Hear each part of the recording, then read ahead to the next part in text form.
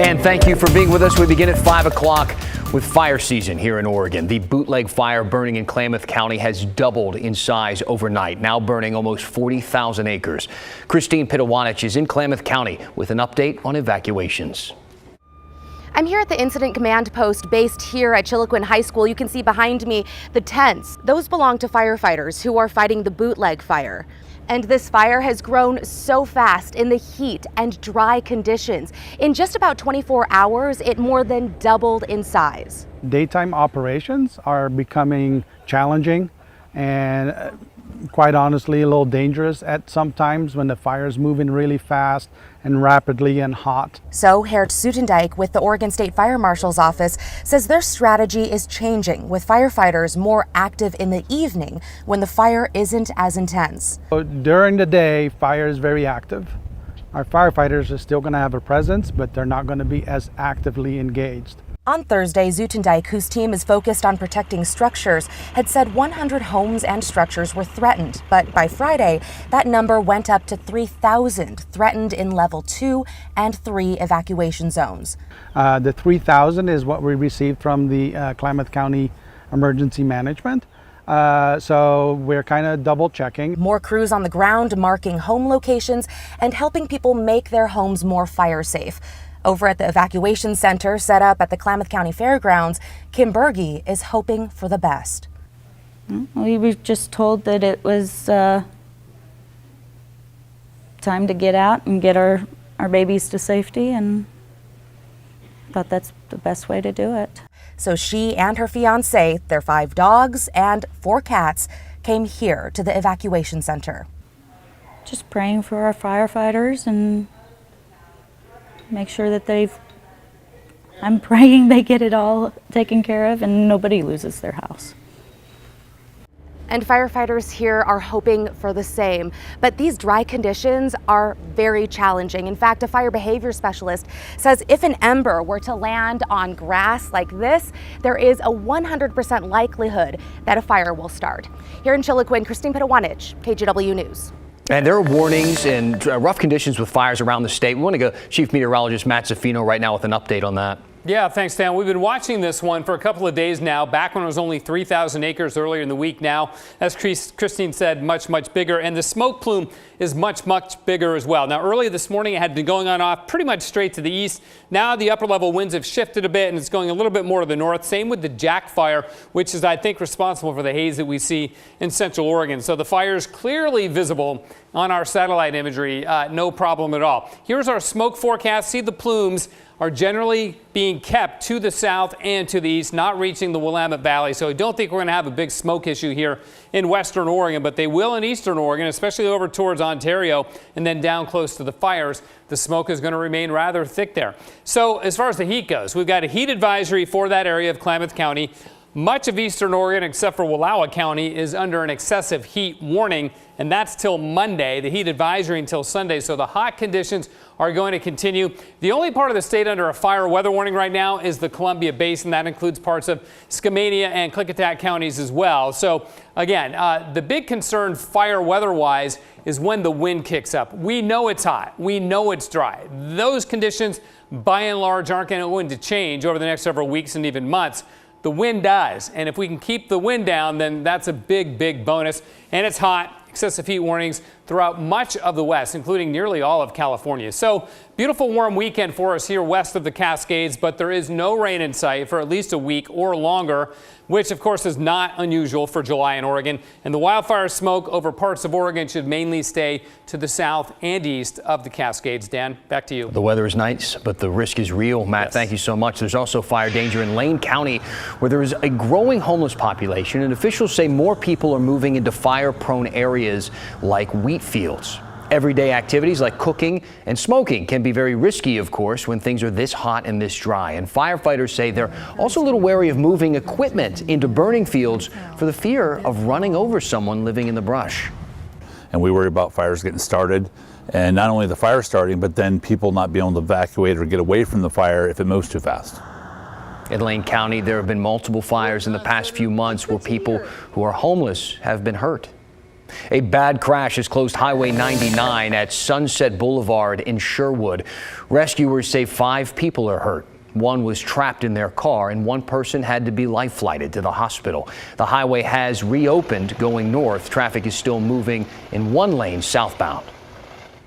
A Multnomah County grand jury cleared a Gresham police officer of any criminal wrongdoing after he shot and killed a man. The case dates back to May 31st, 2020, and until now, police have released very few details about it. Now, we should warn you, some of the video you're about to see is disturbing. According to police officers, the Gresham officers were helping out Portland police during the protest last summer when officers responded to a disturbance call in southeast Portland. According to police, Israel Berry was upset after a dispute and was driving up and down the street. When officers got there, Berry drove within a few feet of Gresham officer James Doyle, and Officer Doyle fired 7 shots, hitting Berry and killing him. The whole incident was very quick, took about 6 seconds, according to investigators. In this case, took an unusually long time to investigate, and ultimately the district attorney appointed an outside attorney to help with the investigation. Today, we learned a grand jury cleared Officer Doyle of any wrongdoing, criminal wrongdoing in the shooting. He has been on paid leave for the past year while prosecutors review the case. Should Portland permanently ban the use of fireworks? That's what some people are asking after fireworks caused a deadly apartment fire on the morning of July 4th. 2 men died during that fire on Northwest Weidler. Another woman is in critical condition.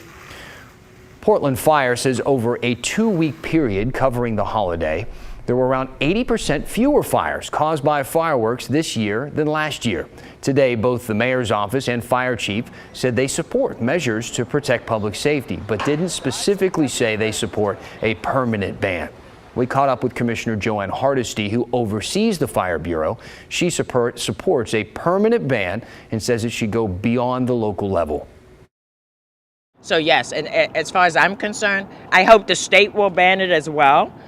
Oregon is full of forests, right? So, and we send our firefighters all over the state fighting fires. So it is my hope that as a state, we will understand the significance of actually just making an all-out ban.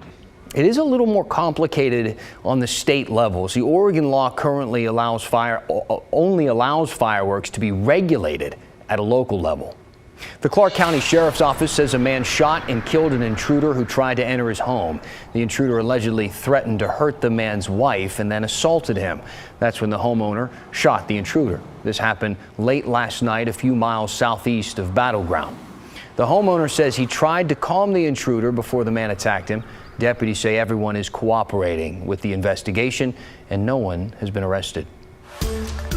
Oregon schools are laying out plans for what next school year will look like as COVID restrictions ease. The Medford School District, for instance, announced it will not require teachers to be vaccinated against COVID. However, it will still use safety measures like contact tracing, disinfecting, and increased air filtration. 3 feet of social distance will also be used, but masks won't be required. Parents who aren't comfortable sending kids back to school will also have an online option.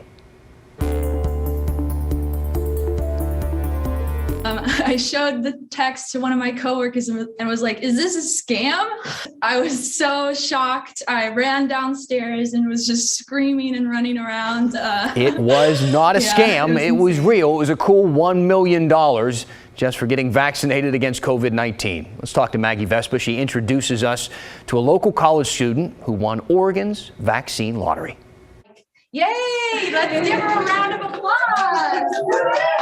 Vaccinated against COVID and $1 million richer. This money is really going to be life-changing for me. Chloe Zinda is the big winner of the statewide Take Your Shot Oregon vaccine lottery. The McMinnville native is studying fine arts at Oregon State University. Here's her story about learning from state officials that she'd won the $1 million prize. I missed the call because I was at work actually. And I showed the text to one of my coworkers and was like, "Is this a scam?" I was so shocked. I ran downstairs and was just screaming and running around. Yeah, it was insane. Governor Kate Brown introduced Zinda at a press conference Friday and applauded the lottery. State officials launched it earlier this year to encourage more people to get the vaccine. So far, 2.3 million Oregonians have gotten at least one shot. We may be 18th in terms of first vaccinations. We are 12th in terms of double vaccinated. And for one Oregonian, getting that shot has really paid off. Zinda told reporters she's a swim instructor and got vaccinated to protect the kids she coaches. Getting the vaccine not only protects you, but it also will protect your community. And so I recommend getting the vaccine.